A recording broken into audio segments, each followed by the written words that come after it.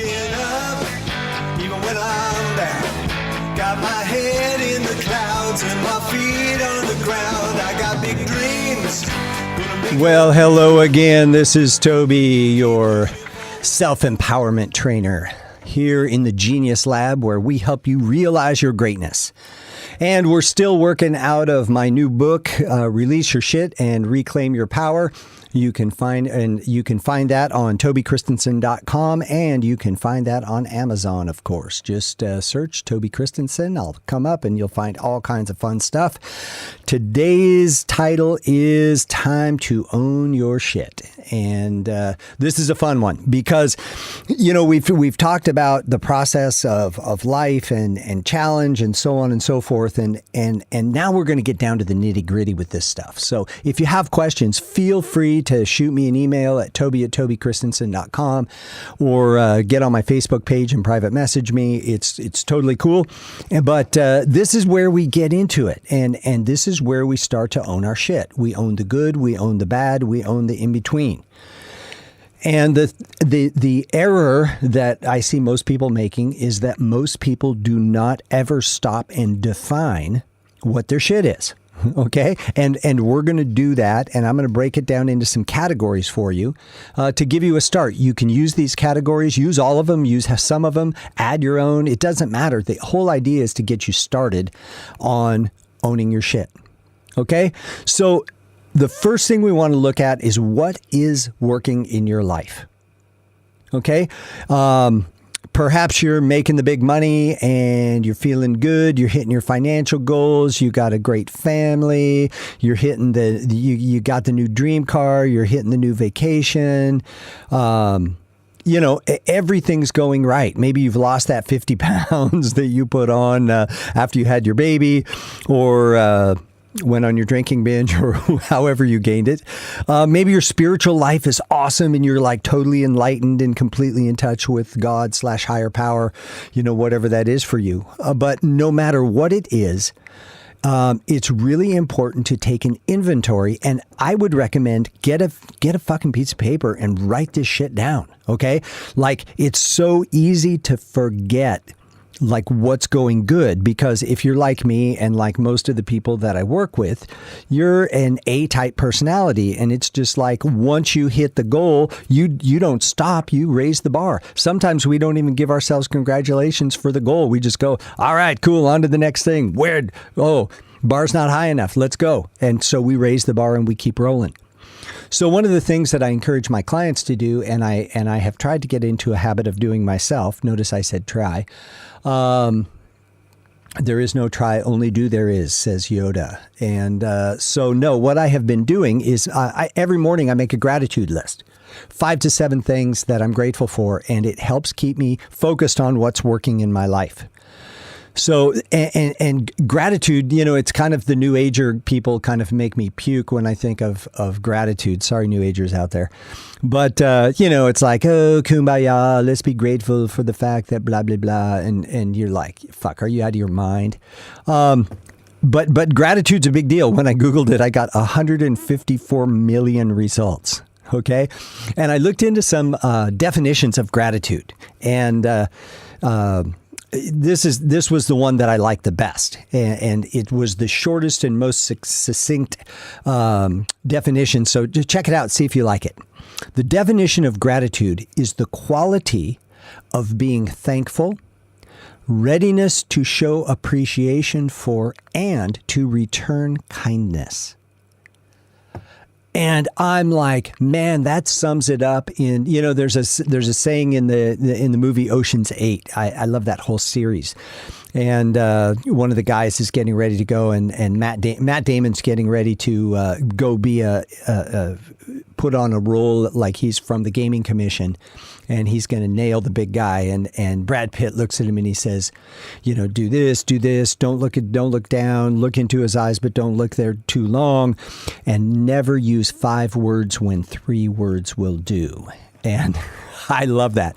And so this is it. The quality of being thankful, readiness to show appreciation for and to return kindness. So gratitude is not just the energy of recognizing something. It's a proactive action. It's a proactive emotion. It's a proactive thing that we return kindness. We don't just see it and go, wow, that's really fucking cool.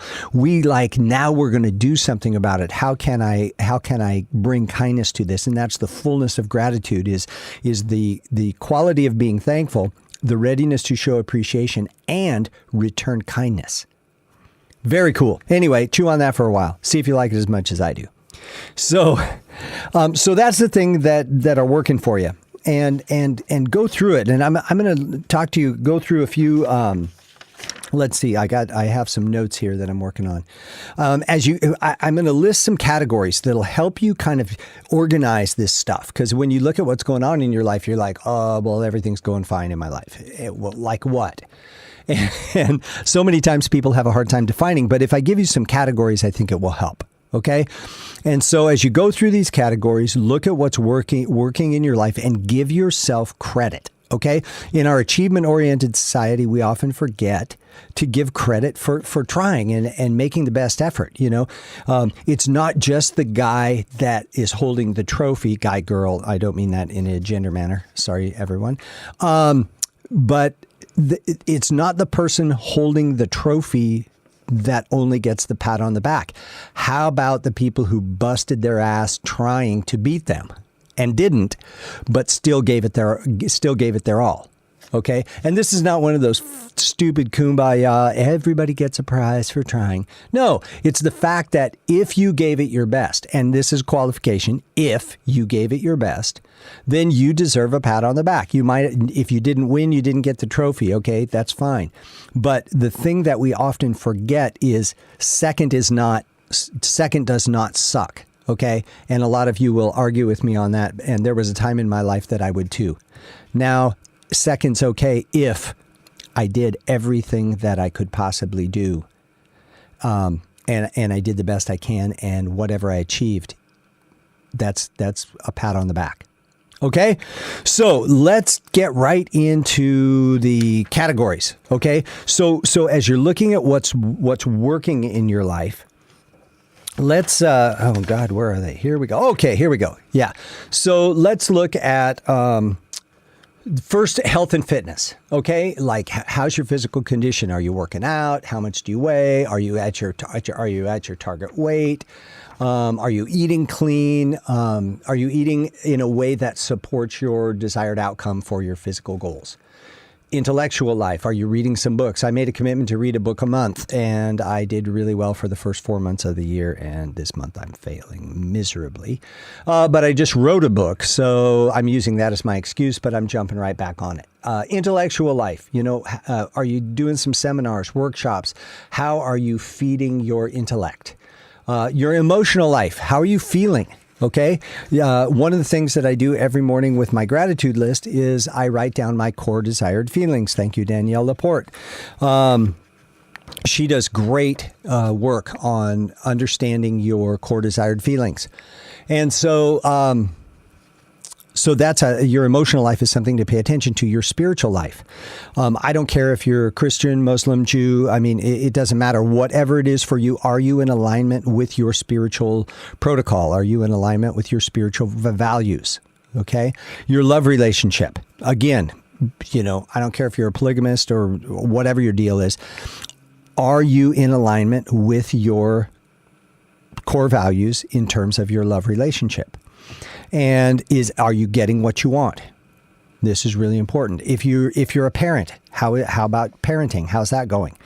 And again, it isn't always based on results. A lot of times it's, shit happens, especially in relationships. You're dealing with someone else who is a free moral agent who has choices that they're making that you can't control.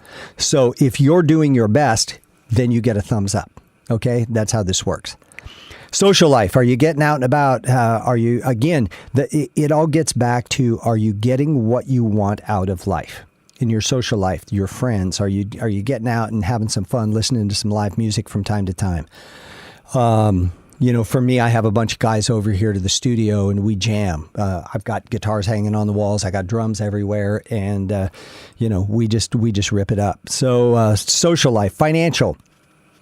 Are you making the money you want to make? Are you making it the way that you want to make it? Are you putting some away? Are you meeting your goals? And career. Do you have the job you want? Do you have the position you like? Quality of life is another thing to really take into consideration, your overall quality of life. I've been at times when my bank account completely sucked, but I really felt good about life in general. I was healthy, I was vibrant, I was creative, and it was working. And I got around, the money came in, the money comes in, money goes out for me sometimes, and that's just the way it is. But I don't let it always affect my quality of life. And last but not least is life vision. What's your grand contribution? What my friend Scott Mann calls this leaving tracks. What are you leaving behind for people to remember you by? So go through those categories, look at what's working in your life, and then we're going to flip the card and do the same thing. What's not working? And what I would recommend that you do, this is a really, really fun thing, is you break down each of the categories into what works, what doesn't work, and then the third piece that you look at is the gap. Okay? So, for example, if you are, let's say, I'll use an example for myself. I've been wanting to get to a certain weight, and I'm hanging right around 190 right now, and my goal is to get to 185. I started at 205, and so now I used to, like, when I was down to 195, or 190, I was like, holy shit, this is awesome, man. I look great. I feel great. Now 190 is like, you fat fuck, because I keep moving the bar, right? But the deal is look at where you want to be. Okay, there was a time I was 205. That was what I wanted to be was 185. The gap was that difference. Okay, now the gap is smaller because I took action towards achieving my goal. And so go through each of these categories and look at what is working in your life, what is not working, and then define the gap. Like, this is easy. All I have to do is adjust this or that. All I got to do is get up a half hour earlier, meditate, and my spiritual practice is dialed in. That's an easy one. Maybe you're working out 3 days a week and you really want to work out 5 days a week. Get your ass out of bed 2 more days a week. That's not hard. Okay. Maybe it's a catastrophic problem in your relationship where you're really in love with your wife or girlfriend and you are not communicating and the shit is hitting the fan and it sucks. Okay. There you have a bigger gap. So then you look at, so how do I mend the gap? How do I bridge the gap? And the thing to avoid, again, if you're listening to this podcast, you're probably a person that's like me, which means that you push yourself and you put unrealistic expectations on yourself. So what we want to do when there's a problem is we want the whole fucking thing fixed in one chunk, right? Guess what? That is not almost always never going to happen.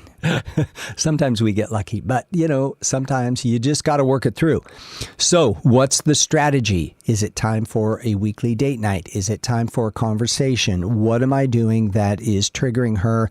And what is she doing that is triggering me? How can we identify these, communicate, and resolve the issue rather than perpetuate the issue? So whatever the gap is, that's what we want to focus on. Give yourself a pat on the back if you're doing everything that you can do in every situation, in each category, to give yourself credit. Second thing, what sucks? Like, what is just absolutely not working? And then look at the gap. And then start to strategize about how can I change the gap? What's the story that I'm telling myself that's creating the gap, and how can I change that story? Okay? How can I change that story so that the gap narrows? How can I build a bridge step by step across the chasm from where I am to where I want to be. And it's not always hard, but it does take thought, it does take concentration, and it does take time. So work through this, listen to this podcast a couple of times, take the time to work the work, and I will see you next time. Oh yeah, we're looking up.